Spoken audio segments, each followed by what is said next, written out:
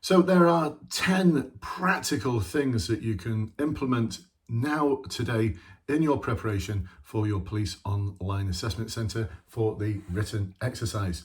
So if you've got the police recruitment process ahead of you, you are going to have to do the online assessment centre. If you're doing it in England and Wales, if you're doing it in other parts of the world, it'll be something different, but you'll still get something from this because there's a ton of learning here which you'll be able to apply to scenarios, forward-facing questions. Anyway, let's start. But before we do, if any of you haven't watched one of these videos before, my name is Brendan from Bluelight, and over the past 30 years now, since I got promoted to sergeant back in 1993, that's like over 30 years now, I've been helping to support people for promotion boards, for specialist interviews, for the recruitment process with a huge amount of success. Just check out our Trustpilot reviews, honestly. And for those of you who've given Trustpilot reviews, so grateful for you. Several hundred 5-star reviews, amazing. So what's this video from? Well, today I was doing some one-to-one coaching with one of our Bluelight Academy members. The Academy is where we help people to plan, prepare and practice for their online assessment centre, final interview, for promotion boards.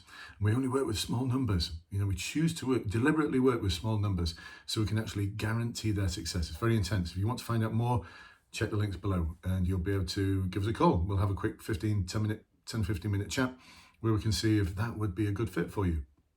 And so let's get stuck into the 10 things, shall we? Yes. You're probably thinking, what are all these letters for? They're just little reminders for me.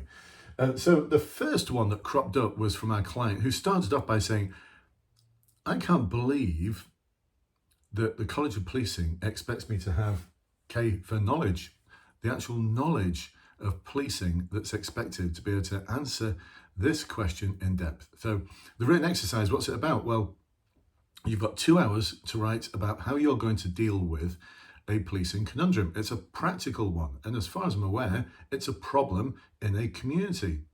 And you've got to outline how you're going to deal with that community policing problem.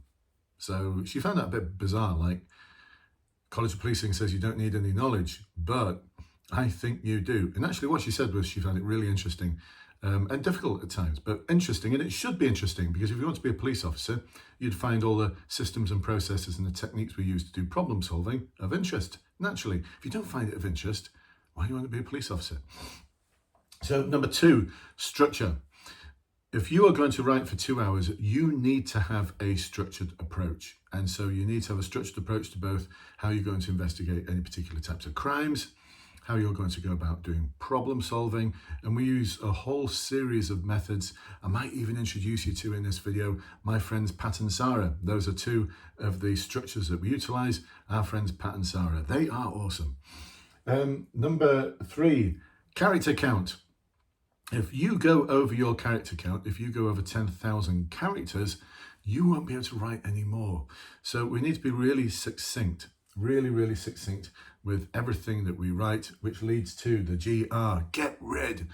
So when you're writing your answers, start thinking, is this sentence actually contributing to my answer? Is it going to enable me to score well?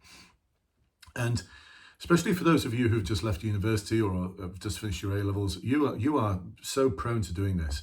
Furthermore, moreover, therefore, you fill your sentences full of such flowery words that are probably required for A-levels degrees, but not for this, because it's not adding anything. So don't include it. Please don't include it. Get rid. BP. Bullet points. I love bullet points. The police love bullet points. I've never seen a police report that's not got bullet points in it. So if you're writing it like an essay for university, you're making it hard for the assessor. And we don't want to make it hard for the assessor, do we? We want to make it easy. So we want to make it easy to assess so that the assessor can just breeze through it and think, this is awesome. I wish all the candidates were like this. Tick, tick, tick, tick, tick, big marks.